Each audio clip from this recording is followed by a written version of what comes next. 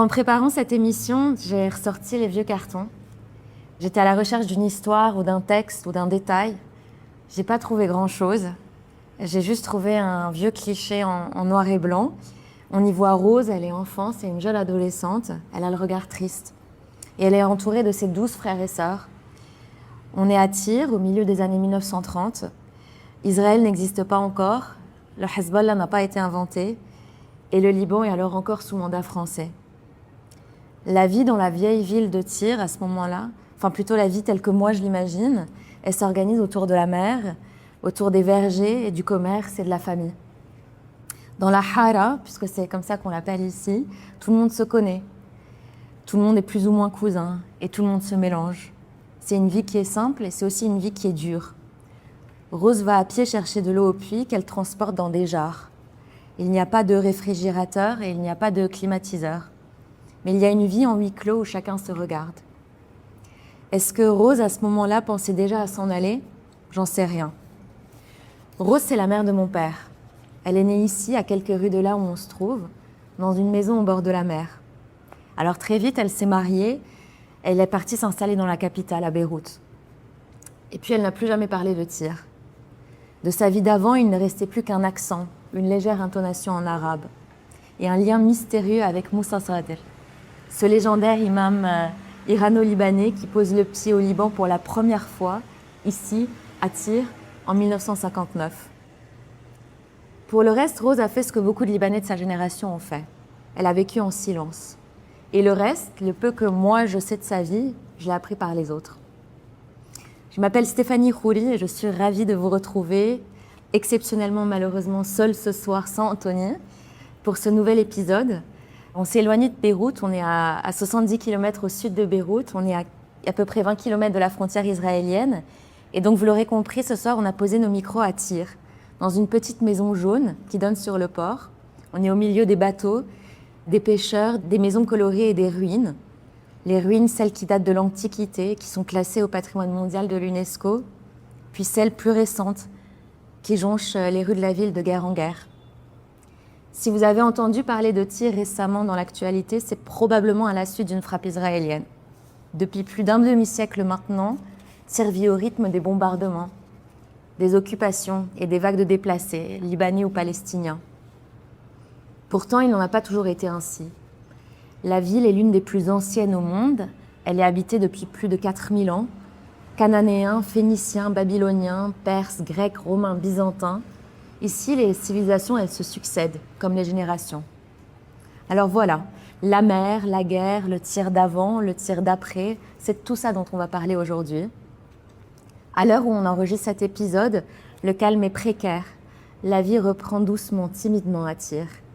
On vient de conclure un accord cadre à Washington entre Libanais et Israéliens, mais l'avenir est complètement incertain. On ne sait pas de quoi demain sera fait, mais on sait que le plus dur reste à faire.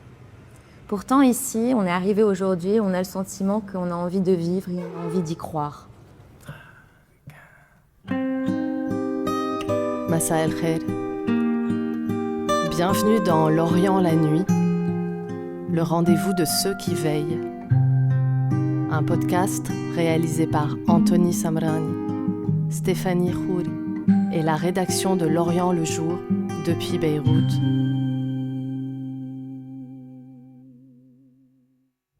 Alors cette maison dans laquelle on est, c'est la tienne, Hala. Hala, tu es née à Beyrouth en 1965. Tu as grandi dans une famille grecque catholique. Une maison où l'art, les livres et la musique occupent déjà une place centrale. Tu es renvoyée de ton école et c'est donc en candidate libre que tu passes ton bac. Puis tu t'inscris à l'Académie libanaise des beaux-arts en architecture en 1983. Et c'est comme ça que tu tombes dans l'architecture, naturellement, sans jamais l'avoir décidé. Puis ensuite, tu quittes le Liban, tu poursuis tes études donc, en architecture à Paris, à l'École supérieure d'architecture. En 2008, tu fondes ta propre agence, HW Architecture, je ne sais pas s'il faut le dire en anglais ou en français. Et puis parmi les grands projets auxquels tu participes, on peut citer notamment le Louvre Abu Dhabi, qui occupe 12 ans de ta vie, un projet que tu mènes aux côtés de l'architecte Jean Nouvel. En 2021 également, tu représentes le Liban à la Biennale d'architecture de Venise avec A Roof for Silence, une collaboration qui à l'époque est faite avec l'écrivain Etel Adnan autour de la nécessité du vide et du silence en architecture. Alors voilà, je pourrais continuer à parler de ta fulgurante carrière à l'international, de ta manière de faire dialoguer architecture et mémoire. Mais aujourd'hui, tu es aussi là parce que tu es une fille du quartier. Pour toi, Tyr, c'est d'abord la maison familiale, où tout le monde se retrouve pour nager, pour partir en mer. En 78, cette fameuse maison disparaît, et on aura l'occasion d'en reparler, mais le lien reste. Au fil des ans, tu as investi d'autres lieux dans la vieille ville, dont cette maison dans laquelle on se trouve. Un grand merci à toi, Rala, de nous recevoir à l'intérieur de ce précieux écrin jaune. Et je voudrais commencer en te posant une question. En préparant cette émission, tu me disais ressentir parfois un pincement au cœur quand tu arrivais à Tyr et en voyant ces vergers qui n'existent plus, les vergers que tu voyais quand tu étais enfant. Qu'est-ce que tu as ressenti ce matin quand on est arrivé à Tyr?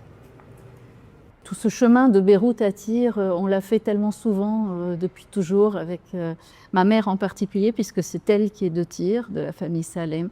Et déjà, quand dans les années 70-80, elle se désolée de voir que ces vergers qu'on voyait étaient quasiment effacés par des constructions sauvages.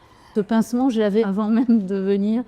Et j'appréhendais de voir des destructions et autour de Tyr, parce que je savais que ce port et cet endroit où on se trouve avait été préservé, mais que beaucoup de choses autour étaient démolies. Donc j'avais comme ça des accélérations dans mon cœur qui me faisaient à la fois accélérer ma conduite et en même temps me donner envie d'arriver le plus vite possible dans ce paradis, parce que ça reste un paradis malgré tout pour moi. Je me tourne vers toi, Habib Hadid.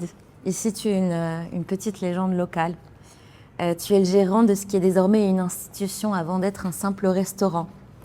J'ai nommé évidemment le Phénicien, qui est à tout juste un étage au-dessous de là où on se trouve en ce moment. Alors au menu de ton restaurant, on trouve la Habibi, un dessert qu'on ne trouve que chez toi. Voilà. Tu nous en diras plus. Habib, toi tu es né à Tyr le 24 décembre 1947. Et tu précises avec humour à minuit, c'est-à-dire avec le Christ. D'où ton nom, Habib, le bien-aimé en arabe. Tu grandis ici, autour du Vieux-Port. Ton grand-père, fidèle descendant des Phéniciens, est commerçant. Il travaille dans l'import-export de marchandises d'un bout à l'autre de la Méditerranée, Palestine, Égypte, Chypre. Est-ce que c'est ça qui t'a inspiré le nom de ton restaurant? On te posera la question. Toujours est-il qu'en 1973, donc 2 ans avant la guerre civile libanaise, tu fondes le Phénicien. Au début, c'est un simple restaurant de poissons qui donne sur le port. Puis rapidement, ça devient une référence. Ministre, diplomate ou simple touriste de passage, ta cuisine devient un incontournable de la ville. Puis ton succès t'inspire, au point où en 1988, tu décides d'aller fonder la branche beyroutine du Phénicien. Mais tu ne t'éloignes jamais très longtemps de Tyr. Ici, c'est ta base, tu as tes repères. Tu ne fermes jamais. Durant la dernière guerre, ton restaurant n'a pas fermé. Il tournait le plus souvent à vide parce qu'il n'y avait pas de clients. Mais tu y mets un point d'honneur. Rester ouvert, malgré les circonstances, ou peut-être à cause des circonstances, c'est une manière de protéger les lieux, de garder le coin, tu me disais tout à l'heure. Merci à toi, Habib, d'avoir accepté notre invitation. Je te pose la même question que j'ai posée à Hala. Tu es content d'être de retour à Tyr? Oui, bien sûr. Parce que même j'étais à Beyrouth, j'allais souvent à Tyr et souvent à Beyrouth parce que j'ai le travail aussi à Beyrouth. Comme je compte que c'est là où je suis né, j'aime toujours revenir ici. Je suis attaché à Tyr. À ce port auquel on oui, est et oui. où tu as grandi et où tu as passé une bonne partie de ta vie. Mais là, ça fait quand même bientôt 40 ans que tu es à Beyrouth. Et tout à l'heure, en rigolant, je te disais, si jamais on te demande aujourd'hui Tyr, Beyrouth, et tu me disais non, ce sera toujours Tyr. Oui, bien sûr. Parce que j'ai vécu là. Et j'ai ouvert mon restaurant, j'ai fait la connaissance de tout le monde qui venait chez moi. Et pendant la guerre, j'ai dit qu'il fallait prendre à Beyrouth un restaurant parce qu'on ne sait jamais qu'est-ce qu'on va avoir à Tyr. Et on a résisté dans tous ces événements. C'est Dieu qui nous a protégés. Et on était amis avec tout le monde. On n'avait pas des ennemis ici à Tyr, parce que toutes les villes, là, il y avait les deux quartiers, le quartier musulman, le quartier chrétien. On était toujours Unis. Unis. Il n'y avait pas de événements entre nous. Shazar, je me tourne vers toi, bienvenue à toi. Shazar Sharafeddin, tu es artiste et écrivaine. Toi, tu es née en 1964 dans le quartier musulman de la Vieille Ville. Tu es issue d'une grande famille chiite originaire à la base de Shhour, donc dans l'arrière-pays de Tyr. Ton arrière-grand-père est théologien. Ton grand-père est lui aussi une importante figure locale. Il est député au Parlement libanais. Puis il fonde plusieurs écoles dont tu nous parleras, des écoles qui existent encore aujourd'hui à Tyr. Toi, tu grandis au rythme de la guerre. Tu es ballotté entre Tyr et Beyrouth avant de prendre ton envol pour la Suisse, pour des études supérieures en éducation spécialisée. Puis ensuite, la vie te prend en Allemagne. Au total, tu resteras plus de 2 décennies à l'étranger. À ce moment-là, tu as une soif de liberté. Tu pars à cause de la violence et de la guerre, mais pas seulement. En discutant, tu me disais, c'était la guerre et puis il y avait autre chose. Tu me disais, il fallait m'individualiser, me libérer des contraintes sociales, me construire moi-même. Alors un temps, tu penses pouvoir faire une croix sur le Liban. Tu voulais t'éloigner de ce fardeau qui est notre société, la guerre et l'instabilité, tu me disais. Jusqu'à ce que l'opération israélienne Raisin de la colère, donc en 1996, au sud Liban, est l'effet d'un électrochoc. Tu es en Europe et tu es bouleversé par cette guerre que tu observes de loin. Et à partir de ce moment-là, l'idée du retour commence à faire son chemin. À compter de 2008, ce sera chose faite. Tu rentres définitivement t'installer au Liban. Et c'est depuis le Liban que tu écris Flashback, un livre qui sort en 2012, en arabe, et dans lequel tu fais revivre tes souvenirs de Tyr. On en écoutera un extrait tout à l'heure. Un grand merci à toi, Shazar, d'avoir accepté cette invitation. Tu nous partageais tout à l'heure à quel point est-ce que c'était douloureux et difficile pour toi de réouvrir ce dossier, le dossier Tyr de ta vie. Comment est-ce que tu te sens maintenant que tu es là ? C'est très compliqué parce que à travers cette guerre, donc c'est la deuxième fois, hein, il y a eu 2024 et puis maintenant 2026. En 2024, je suis revenue et j'étais vraiment dévastée par la destruction. Et il y a la colère, en fait, la colère parce que cette guerre Entre qui ? n'avait aucun sens. Le Hezbollah a décidé de faire une guerre pour des raisons avec lesquelles nous n'avons rien à voir. Donc il y avait aussi cette colère. Donc il y a une tristesse, une grande tristesse de voir mon pays. Enfin, c'est pas seulement Tyr, hein, c'est parce que à cause de ces guerres, il y a tout le Liban qui est affecté, pas seulement le sud. Donc il y a cette colère, il y a cette tristesse. Et lorsque tu m'as appelé pour participer à cet épisode, tout est remonté. Donc la colère et la tristesse. Maintenant, lorsque je suis venue cette fois, en fait, je suis venue avec ma sœur. Je suis arrivée à Jafariya, à l'école de mon grand-père. Pas ton grand-père. Voilà, parce que toutes les autres maisons de ma famille, enfin mes oncles, mes cousins, etc., on ne peut pas aller chez eux parce que soit c'est détruit complètement, soit il n'y a pas d'électricité ni de l'eau et puis les vitres sont cassées, etc. C'est bizarre, c'est très bizarre. J'arrive à Tyr mais je n'ai pas de place. Et pourtant, normalement, j'ai enfin pas une centaine, mais j'ai certainement une vingtaine de maisons où j'aurais pu y être. Là, c'est pas possible. Donc, je suis arrivée à Jafariya aussi parce que cette école que mon arrière-grand-père, au fait, a fondée, puis après, c'est mon grand-père, que Habib connaît bien, a fondée. Elle a une place spéciale dans mon cœur, surtout que depuis, en fait, que j'ai découvert une archive de photos immense qui documente la vie, pas seulement de l'école et des écoliers, mais aussi qui documente la vie à Tyr. Et lorsqu'on voit ces images-là, surtout des années 40, 50, mais surtout après 60, 70, on voit vraiment une communauté qui a envie vraiment de se moderniser, de s'ouvrir, de devenir de faire partie du Liban. Donc, C'était une communauté, elle l'est toujours, très conservatrice, mais on voit à travers ces photos la volonté d'évoluer, de faire partie du Liban, de faire partie de la modernité. Oui. Hala, toi aussi, tu as connu la perte d'une maison. On a la photo là face à nous. C'était la maison de la famille de ta maman. C'est là où tout a commencé pour toi. Le lien attire et remonte à cette maison-là. Est-ce que tu peux nous parler de cette maison ?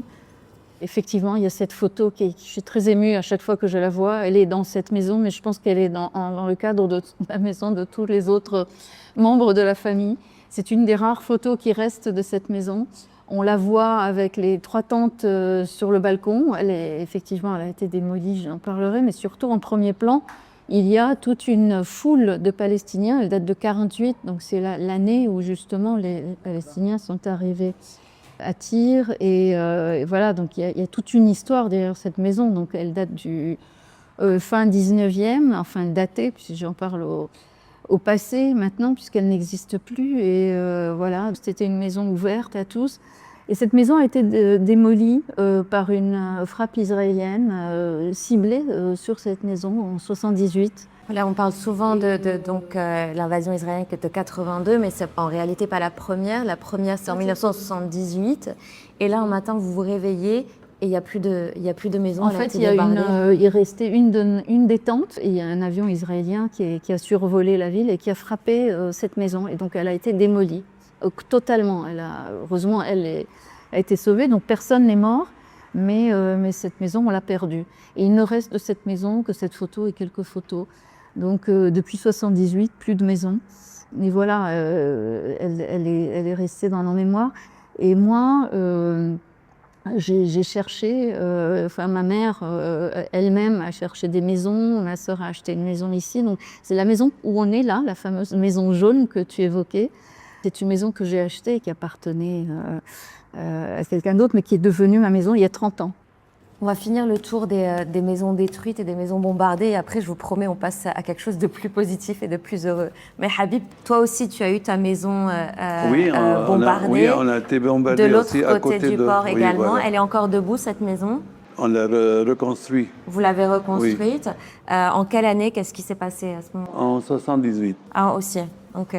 Non, j'ai pas tout à fait fini le tour des maisons détruites parce que Chaza, toi, la maison de ton enfance également, elle a été détruite, mais pour une toute autre raison. Ils ont découvert apparemment qu'il y avait une église romaine en dessous. Enfin, il y avait des vestiges. Voilà, des vestiges. Partout quand on se promène dans la ville, il y a des vestiges. À droite, à gauche, en bas, partout il y a des vestiges. Tout à fait. Romains, phéniciens, des croisés. Et toi, un jour, vous découvrez que ta maison, elle est construite sur des ruines romaines. Oui, en fait, je ne sais pas exactement comment ça s'est passé, parce que bon, je suis née dans cette maison, mais après, je ne sais pas en quelle année, en fait, elle a été démolie.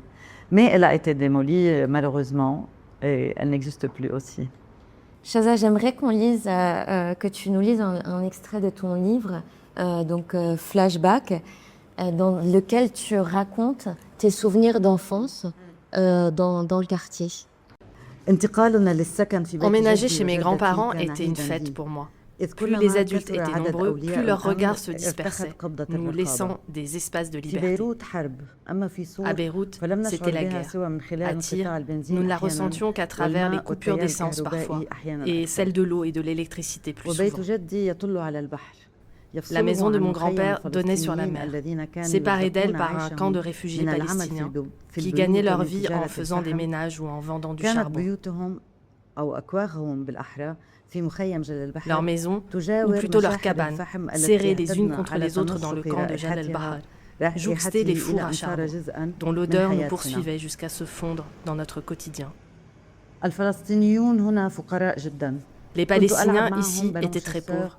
Je jouais avec eux en cachette au ballon chasseur dans le terrain vague, car il nous était interdit de les fréquenter. Mais je les enviais pour la liberté dont ils jouissaient. Ils marchaient pieds nus dans les ruelles, revêtaient sans distinction des vêtements propres ou tachés, ne respectaient pas les règles de politesse, ni les horaires de l'école, ni ils se taisaient quand les adultes parlaient. Ils pouvaient même les insulter. Ces enfants palestiniens n'avaient peur de rien. Il suscitait chez moi à la fois de l'admiration et de l'empathie, car mon grand-père tenait à nous apprendre que nous devions les protéger.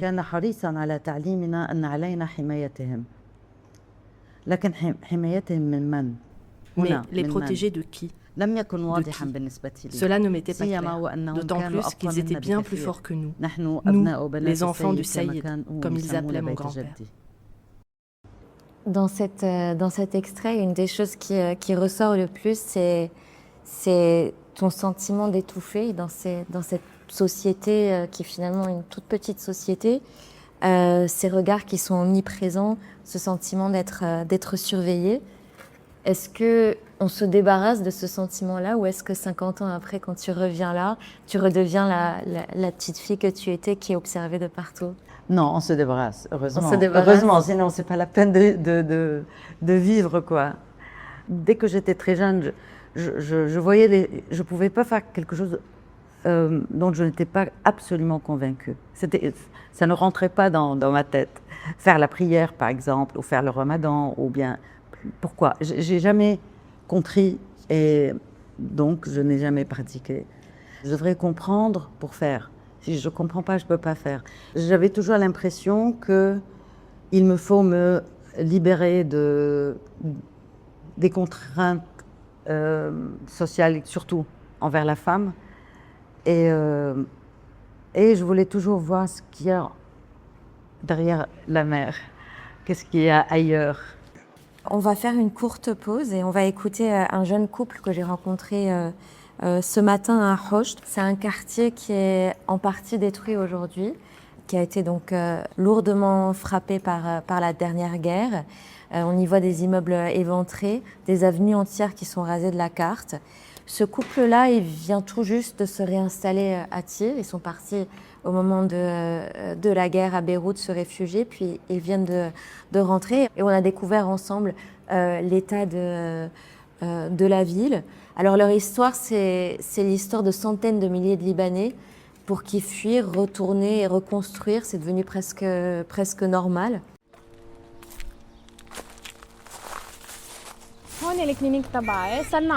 Ici, c'est ma clinique. Elle est fermée depuis 4 mois. Je suis venue pour la réouvrir, mais la clé ne fonctionne plus. Tirez là, à droite. À gauche, c'est en direction de Naoura et les régions du sud.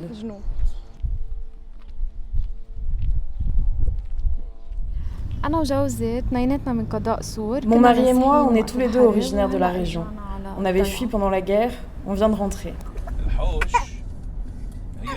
La région de Hoche est répartie sur 2 municipalités différentes, celle de Bourj el-Chmellé et celle de Ain Bal. Donc sur le plan purement administratif, il n'y a rien qui s'appelle Hoche. Ce n'est pas un village à proprement parler.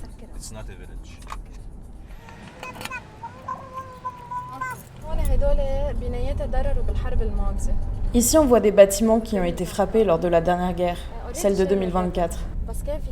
Ils avaient déjà déblayé les ruines, mais il y avait énormément de décombres. Par exemple, regarde ici, il en reste beaucoup. Ici, je crois qu'il y avait un bâtiment. Et ici aussi. Dans beaucoup de cas, les propriétaires d'immeubles détruits reviennent sur les lieux pour planter un drapeau du Hezbollah au-dessus des décombres. Mais ça, c'est nouveau. Ça n'avait pas été frappé. Bien sûr, tout autour, les vitres ont explosé chez les gens. Les pauvres.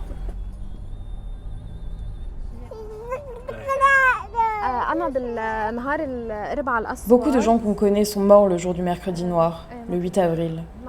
Des enfants, des femmes, des personnes âgées.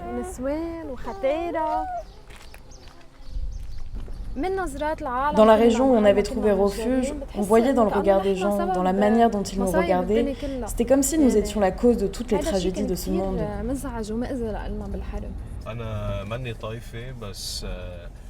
Avant, je disais que je n'étais pas communautaire, mais avec cette guerre... En tout cas, personne ne prête attention à ce que tu penses. Je sens que je suis obligé de revenir à ma communauté, alors que c'est exactement ce que je ne voulais pas. Pendant la guerre, à un moment, je suis arrivée à un point où j'ai dit à mon mari, c'est fini. Allons vivre dans un endroit où nous n'avons pas besoin de prendre la fuite à tout moment. Mais après, tu dis, bon, je suis née ici, je me sens bien ici, c'est ma maison, ma terre. Alors on continue de se dire, espérons que cette guerre soit la dernière. Voilà. Bonjour. I miss you. Bonjour. الحمد لله على على السلامة. السلامة. bonjour. هاي. كيفك؟ تمام؟ تمام. شو على البحر؟ لا. هون غير بتعرفي ليه؟ لأنه هون Ici, c'est différent du reste du Liban. Tyr, depuis très longtemps, est un exemple de cohabitation dans tout le Liban. بتعرف شو لازم يعملوا؟ En fait, tu sais ce qu'ils devraient faire? Tous les gens qui ont un discours communautaire, ils devraient les amener et les faire rester un mois à Tyr. On leur donnera des leçons de vivre ensemble. بنشوفك انبسطت كثير. نايس تي شيرت. Thank you. See you. Bye. باي. Une des choses qu'ils me disaient, c'est qu'ils avaient découvert là-bas, au nord, cette différence entre les communautés qu'ils ne connaissent pas à Tyr. Habib, toi, dans ton enfance, c'était vraiment comme ça, ou est-ce qu'on fantasme l'époque d'avant où tout le monde vivait sans chiites et chrétiens côte à côte? On vivait ensemble, il y avait deux quartiers là, le quartier chrétien, on l'appelle Harat Masihiyyi, et l'autre Harat l'Islam, le quartier musulman. Alors, Tyr était tout petite, pas comme maintenant. Alors tout le monde se connaît, toutes les familles se connaissent. Est-ce qu'il y avait des mariages? Peu. Parce que souvent au Liban, c'est là où le bas blesse, on parle du vivre ensemble, en Oui, réalité parce qu'il y a c'est... beaucoup de musulmans, ils se mariaient avec des chrétiennes et des chrétiens sont mariés avec des musulmans. Il y a maintenant aussi, maintenant c'est beaucoup plus. Maintenant, il y a plus de mariages Oui. mixtes qu'à l'époque. Shaza, toi, comment est-ce que tu te souviens du rapport avec les chrétiens dans ton enfance? Alors, moi, j'ai toujours été dans des écoles chrétiennes. Socialement, il n'y avait pas vraiment à Tyr, il n'y avait pas beaucoup de contacts. C'est-à-dire, Harat al-Masihiyyi, moi, je la connais maintenant. Avant, on ne venait pas. C'est très intéressant. Non, on venait pas. avant, dans toutes les fêtes, Oui. à Noël, tout ça, on était toujours ensemble. Ce couple-là que j'ai rencontré. C'est ton expérience de ta génération. Oui. Tandis que moi, si je... Après, ça a changé. Oui, justement. Bon, il y avait par exemple les sœurs Tanancé. Hein? Elles enseignaient à Jafaria et elles étaient très amies avec ma cousine. Enfin, c'est des chrétiens, mais on disait qu'ils étaient chrétiens. C'est nos amis chrétiens. Voilà, c'est nos amis chrétiens. C'était pas aussi naturel qu'aujourd'hui, en tout cas, pour moi. À l'époque, moi je ne me rappelle pas d'avoir entendu d'un couple mixte qu'une femme chiite s'est mariée à un chrétien. Ah bon, non. Non, jamais. Mais maintenant, oui. Maintenant, oui, mais je parle d'avant. Oui, C'est-à-dire, avant, non. même s'ils se côtoyaient, ils avaient de bonnes relations, mais lorsqu'on arrive au mariage, Oui. non. Non. Je suis la première de ma famille qui se marie à un chrétien. Ça se fait pas. Pour la famille, ils n'étaient pas contents du tout. Mais bon. Et j'étais la première, mais pas la dernière, parce qu'après moi, il y a plusieurs de ma famille qui se sont mariés à des chrétiens. C'est aussi une famille très conservatrice, comme j'ai dit. Ça ne s'applique pas à toutes les familles chiites, certainement pas. هلا صار بيحبوا بعضهم وما بيطلعوا بالدين بالاول لما بيحبوا بعضهم بعدين بيعرفوا شوي ليقبلوا الاهالي كمان ما بكون الاهل كمان عندهم. Donc aujourd'hui, ils s'aiment Voilà. d'abord et ensuite ils regardent la religion. Voilà.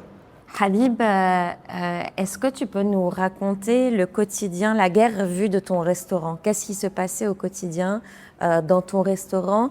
Tu m'expliquais que vous êtes resté ouvert. Dans toutes les guerres, on est resté ouvert. Depuis 79. Quand il y a eu toutes les guerres, on ferme, en 82, on a fermé, mais pas pour beaucoup de temps. Parce que même Tyr a été détruite complètement en 82. Mais maintenant, dans les guerres dernières, on était toujours ouvert. On n'a pas fermé. Tu me disais qu'il y avait des combattants du Hezbollah qui venaient dormir sur les bateaux. Oui, dormir sur les bateaux. C'est la première guerre. Mais maintenant, la deuxième, il y a un gars qui est dormi dans un bateau. Et ils ont détruit le bateau et il est mort. Donc les habitants du quartier il s'empêche de quelqu'un d'étranger qui rentre dans le quartier pour ne pas avoir des dégâts ou quelque chose. Même la menace israélienne, une fois, parce qu'ils sont sûrs, il y a quelqu'un, ils savent tout. Hala, toi, tu me disais, pendant la guerre, tu es suspendu au téléphone, tu prends des nouvelles de tes connaissances, de ta famille, des voisins, des gens qui sont restés dans le quartier. Ils te racontent quoi? La même chose tous les jours. On va bien jusqu'à maintenant et on attend et on espère que ça va durer. Et c'est vrai que j'habite pas à Tyr, mais je dis plutôt que Tyr m'habite. À l'inverse, c'est vrai que je suis en permanence en train de penser à la ville, aux gens qui y sont, à la mer qui me manque à l'horizon. Enfin, ce qui s'est passé quand même il y a 2 semaines, c'est qu'il y a eu cet ordre d'évacuation parce qu'il y a eu un...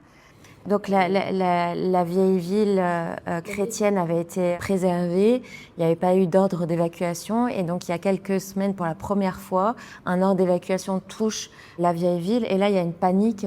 Vraiment, et ça c'est la première fois parce que c'est vrai que tout le monde, quand je les appelais pour répondre plus précisément à la question, c'était « on ne bouge pas ». On ne part pas. C'est vrai qu'il y a des bombardements à côté, on les voit, ils nous envoient des photos, c'est vraiment en face. Ce bateau qui a été ciblé en bas là, de nos fenêtres, juste là, à quelques mètres de cette maison. Et malgré tout, ils disaient on reste. Mais là, effectivement, début juin, il y a eu cette ordre d'évacuation et pour la première fois, ils nous ont dit on part. Et ça a été vraiment un moment d'angoisse totale. Ce soir-là, je n'ai quasiment pas dormi et j'ai fait un rêve terrible. Je me suis levée en voyant ma maison détruite. Elle n'existait plus. Celle où on est là, je me suis dit, ça y est, elle n'est plus là. J'ai même pas eu le temps de voir un peu les nouvelles. Il ne s'était pas vraiment passé quelque chose cette nuit-là.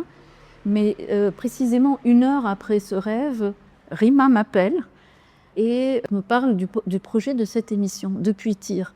Et là, je me suis dit, c'est quand même incroyable. Est-ce qu'on peut la faire dans la maison? Donc tout d'un coup, elle prenait une nouvelle existence.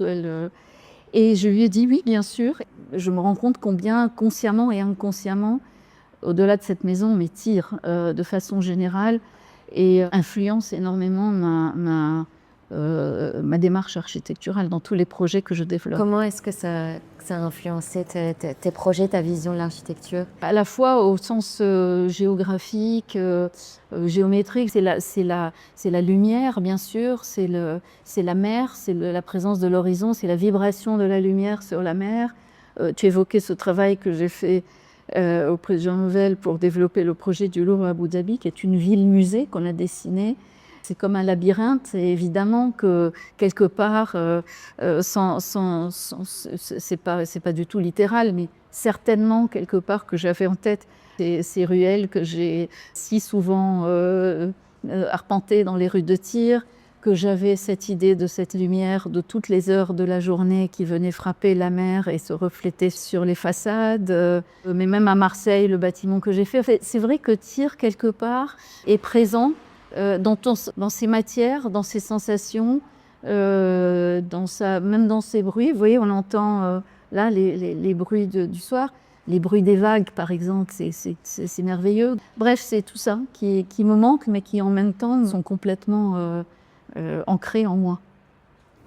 Shaza, toi, tu es écrivaine, tu es artiste, tu danses également. Quelle place attire dans ton travail, dans ton œuvre, dans ce que tu fais? Pour moi, non, c'est pas une source d'inspiration. Elle est plutôt une source d'énergie. Je me rappelle très bien, en 2018, j'étais malade et j'avais besoin d'une période de réconvalescence. Et c'était évident pour moi, c'était évident, il faut que j'aille à Tyr. Parce que Tyr,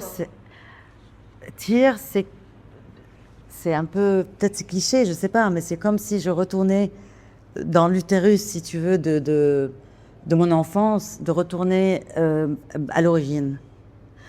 Tyr, pour moi, c'est ça. C'est exactement ça, c'est vraiment les origines. Et je savais pas moi-même que c'était aussi fort. C'est juste lorsque j'étais malade et j'ai pensé qu'est-ce qui me fera du bien, et c'était évident. Il faut que j'aille à Tyr. Je suis venue, je suis restée 3 mois ici et c'était une expérience vraiment très forte parce que j'ai vraiment regagné mon énergie et donc voilà. Sour, c'est la source de vie pour moi. C'est très beau. Ouais. On a beaucoup parlé de guerre et de destruction aujourd'hui. Évidemment, c'est ce qui nous occupe, c'est ce qui est omniprésent depuis plusieurs mois, plusieurs années. Mais on l'a un peu tout à l'heure rappelé brièvement, ça n'a pas toujours été comme ça à Tyr. Il fut un temps où à Tyr, la vie était calme. Quand on vous entend parler, on a un peu l'impression que ça ressemblait un peu à un paradis perdu. Toi, Habib, tu es celui de nous 4 ce soir qui a le plus connu ce Tyr-là, ce Tyr d'avant. Tu as rencontré également donc l'imam que je mentionnais en introduction, cet imam Moussa Sadel, qui a bouleversé le cours de ce pays, la vie de la communauté chiite, qui était au départ de ce qu'on appelle le réveil chiite et de la politisation de la communauté. Qu'est-ce que tu te souviens, quel souvenir tu gardes de sa présence à Tyr? Moi, je l'ai connu quand il est venu à Tyr. Mon beau-frère était le chef de la sécurité. Alors, c'est lui qui lui a fait son passeport libanais. Et on le connaît très bien, même il nous visite à la maison. Et une fois, il y avait juste au-dessus de notre maison, et en face, 2 qui vendaient la glace. Alors, il y a eu quelque chose que les musulmans ont dit, il ne faut pas acheter de chez les chrétiens, Antipa. Alors, il a entendu de ça, il est venu chez Antipa, chez les chrétiens, il s'est assis sur une chaise. Il a commencé à distribuer de la glace pour tous les musulmans qui passaient, pour nous dire que c'est la même chose, musulmans et chrétiens. Aujourd'hui, en 2026, quand on le dit, c'est une chose qui est difficile à comprendre, que Moussa Sadel était extrêmement apprécié, accueilli et intégré dans la société chrétienne de Tyr. C'est lui qui a fait l'effort, en fait. C'est lui qui a fait l'effort. Ouais. Pourquoi est-ce qu'il a fait cet effort-là? Je crois qu'il voulait, pour lui c'était essentiel d'intégrer, si tu veux, la communauté chiite dans le Liban. Et pour le faire, il faut que ce soit intégré aussi dans la communauté. Il faut avoir de bons liens avec les chrétiens. Ça ne marcherait pas autrement. C'était stratégique? Certainement. Oui, non, mais dès le départ, il travaillait pour que les chiites se sentent qu'ils font partie du Liban.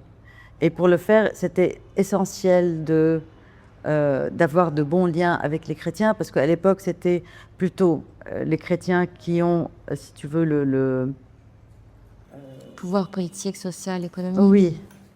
C'était un personnage qui avait une place importante dans ton enfance, dans ta jeunesse. Bon, tu sais, il a été, en fait, il fait partie de ma famille. Hein, Vous avez des liens de parenté? Oui. Il est originaire de Tyr, en fait. Il est originaire de ma famille. C'est pour ça qu'il est venu à Tyr en premier, après son départ d'Iran. Je le connaissais en tant que membre de la famille. J'étais très jeune. Et je me rappelle de lui, il était immense quand j'étais petite. Et puis lui, il faisait, je ne sais pas, 1m90, je ne sais pas. Et puis il était très, très beau en plus. C'était une relation familiale plus qu'autre chose. J'étais vraiment trop jeune encore. Et donc, tu le mentionnais tout à l'heure, Shahzad, ton grand-père, qui donc était député, il a repris l'école donc de son propre père, qu'il avait fondée, l'école Ja'fariya, où tu as toi-même été scolarisé. En ce moment, tu fais un travail de reconstitution des archives. Qu'est-ce que tu as découvert en fouillant ces archives? Qu'est-ce que tu as découvert que tu ne savais pas déjà sur cette école, qui est plus qu'une école, qui est aussi un projet pour la communauté chiite d'éducation? Ce qui m'a frappée surtout, c'est de voir les maîtresses d'école, comment elles s'habillaient. Aucune était voilée, aucune, mais vraiment aucune. On parle en quelle année, ça? 50. C'était possible d'avoir des maîtresses non voilées. Mais est-ce que c'était une vraie liberté? Parce que tu nous racontes les années 60, les années 70 où tu grandis, on n'en était pas encore à une islamisation Oui, non, de la mais là, on société. parle, non, mais là, on parle des années 50 où Saïd Abdel Hussein était encore vivant. De son vivant, aucune de ma famille...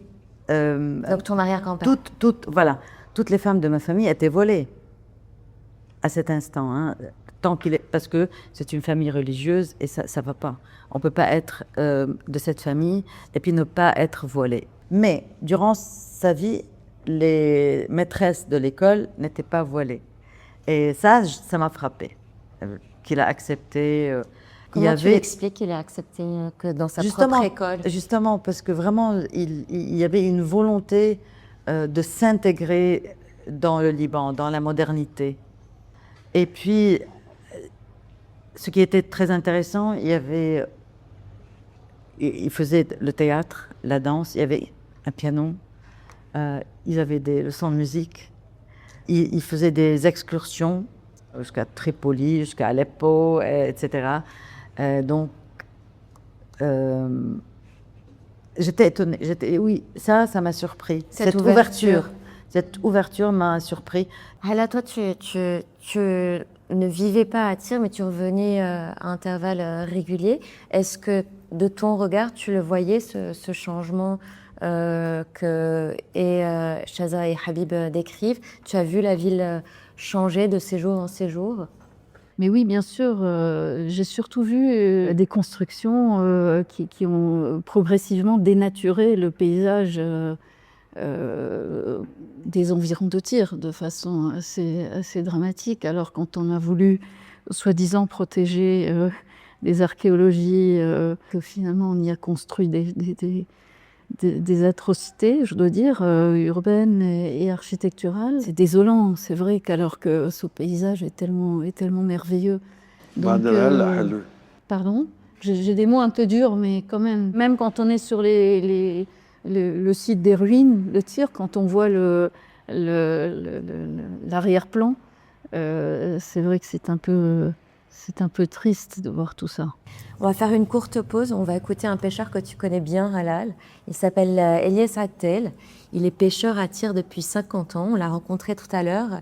Il nous expliquait ce que la guerre a changé pour lui.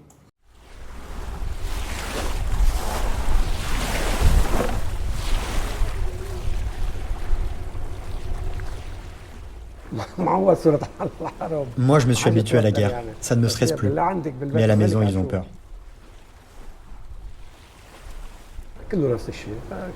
En 2024, c'était la même chose. Ici, les pêcheurs sont particulièrement affectés. Nous n'avons aucun filet de sécurité. On travaille au jour le jour. Pour nous, la guerre a un effet direct. Elle nous touche davantage encore que les autres. Par exemple, on vendait le kilo de rouget à 1,2 million de livres libanaises, soit environ 11 €. Aujourd'hui, on le vend à la moitié de son prix.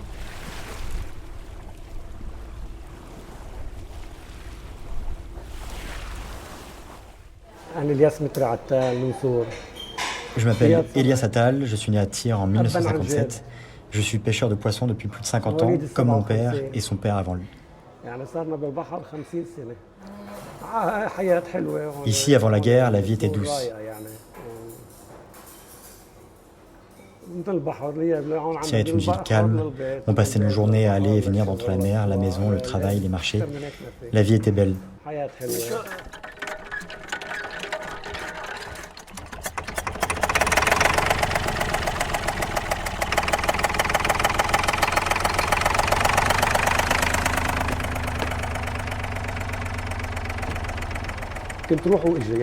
Pendant la guerre, je faisais des allers-retours, je venais passer une semaine ou 10 jours pour travailler, puis je repartais voir ma famille qui avait trouvé refuge au nord.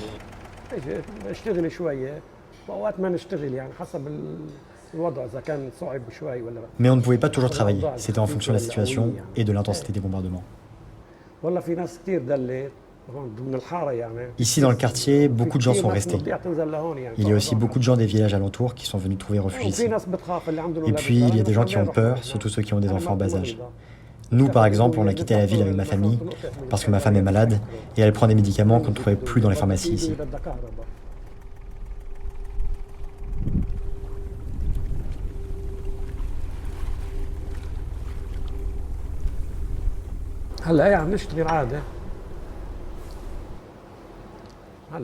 Aujourd'hui, on a repris le travail, on sort en mer, mais bon, ce n'est pas comme si le travail était revenu à la normale.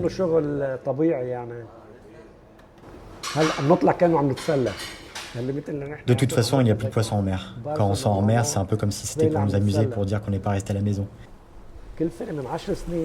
Mais ça fait des années que la pêche n'est plus la même.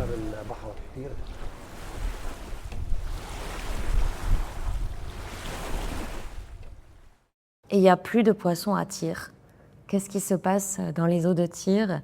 Pour les poissons, des poissons, parce que tout le monde avant, la plupart pêchaient à la dynamite. La dynamite, c'est de la nitrate. Alors, les poissons viennent, quand on pêche à la dynamite, on enlève les poissons qui sont morts. Et les autres viennent pour manger parce que la terre a été troublée. Ils mangent les nitrates. Et c'est quand les poissons mangent le nitrate... Ils ne peuvent plus se reproduire. Oui, voilà. Et c'est pour cela que maintenant on voit tous les poissons qui sont en bas, qui mangent dans les rochers. Il y a beaucoup de poissons, des genres de poissons qui sont disparus. Donc c'est l'activité de la pêche qui a tué la pêche? Oui, c'était quelque chose d'énorme. Avant les quantités oui, de pêche avant étaient... le bateau, sur les rames, avant de mettre des moteurs, on part avec les rames et on vient plein de poissons. Maintenant, chaque pêcheur vient avec un petit sac noir, il a 1 kilo, 2 kilos, 3 kilos de poissons. Et ensuite, en plus, c'est que maintenant, tous les dégâts de produits, détergents, tout ça descend dans la mer. Aussi, ça, c'est des nitrates. Et j'ai parlé beaucoup avec des présidents de la République, tout ça, pour faire protection. Rien n'est fait. Rien n'est fait. C'est plus grave maintenant. Alors tout à l'heure, on a vu dans le port, en bas de la maison, une tortue qui nageait dans l'eau. Et je ne peux pas m'empêcher d'avoir une pensée émue pour Mona Khalil, qui est décédée récemment d'une frappe israélienne et qui était une femme absolument exceptionnelle et qui a tant défendu ces tortues sur sa plage, dans sa maison orange, où on a aimé aller avec nos enfants et pas que, très souvent. Donc je déplore beaucoup cette perte. Mona a aussi beaucoup dénoncé justement ce dynamitage ou cette pêche par la dynamite et c'était une des choses contre laquelle elle se battait beaucoup et qui a effectivement affecté les pêcheurs de Tyr. Donc encore une fois une grande perte, une pensée très émue, une grande perte pour Mona Khalil. Je vous propose de finir en musique. On a le plaisir d'accueillir un musicien qui nous a fait l'honneur de nous accompagner pour partager son amour de la ville et de la musique. On accueille Naji Farah, également originaire de Tyr, qui va nous jouer un morceau à la guitare. Bonsoir Naji. Bonsoir, oui, effectivement, je suis bien un fils de Tyr. Merci d'être avec nous. Et je suis un grand ami aussi de Habib, avec qui on a partagé les guerres. Nous avons partagé aussi les plaisirs de la mer. Et nous sommes jusqu'à maintenant ensemble. Moi, je suis ingénieur de formation, donc j'ai été à Paris. Et je travaille essentiellement dans la culture et le tourisme. Et c'est comme ça que nous avons fondé en 2007, en association avec L'Orient le Jour, la page des Libanais dans le monde sur les émigrés libanais. C'était un bimensuel de 2007 à 2019. Et là, maintenant, je travaille beaucoup avec les communautés libanaises à partir de Paris et surtout de Rio de Janeiro pour rapprocher les grandes communautés libanaises d'Amérique latine du Liban. Merci beaucoup pour cette présentation. Alors, pour la musique, voilà, donc ça va être un peu un air espagnol, étant donné que nos ancêtres, les navigateurs de Tyr, étaient arrivés en Espagne, donc ça fait un peu un rapprochement avec notre ville natale. On t'écoute.